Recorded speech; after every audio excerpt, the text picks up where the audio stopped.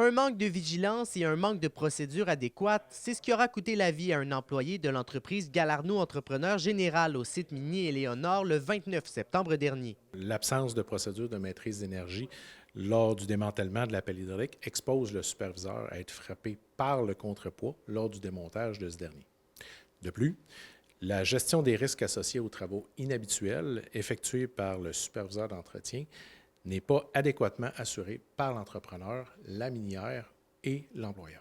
Rappelons que l'employé effectuait des travaux de réparation d'une pelle hydraulique, mais une mauvaise répartition du poids lors du démantèlement causé par une mauvaise analyse précédente de la scène lui aura finalement coûté la vie. Ce dernier a sorti une procédure qui est dans le manuel du fabricant de l'équipement, n'a pas choisi la bonne procédure et n'a pas encadré l'ensemble des travaux pour assurer sa sécurité. Dans ce contexte-là, étant donné qu'il y avait absence de cylindre dans la machine, dans la pelle hydraulique pour démonter le contrepoids, il aurait dû utiliser une grue ou un pont roulant pour soutenir sa charge. Le CNESST mentionne que certains éléments auraient pu être mis en place afin de pouvoir prévenir l'accident.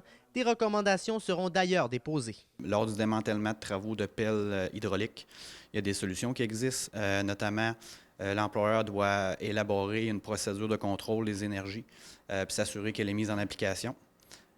Aussi, lors de travaux inhabituels, l'employeur doit identifier les risques, les analyser puis s'assurer qu'il y a des procédures de travail sécuritaires qui sont élaborées et s'assurer encore une fois que les travailleurs les appliquent. Suite à un accident de travail, la CNESST a 1 an pour déterminer si elle va de l'avant ou non avec des constats d'infraction. Pour l'instant, aucune décision n'est prise, mais des analyses seront effectuées prochainement. Alexis Dumont, RNC Nouvelles, à Val-d'Or.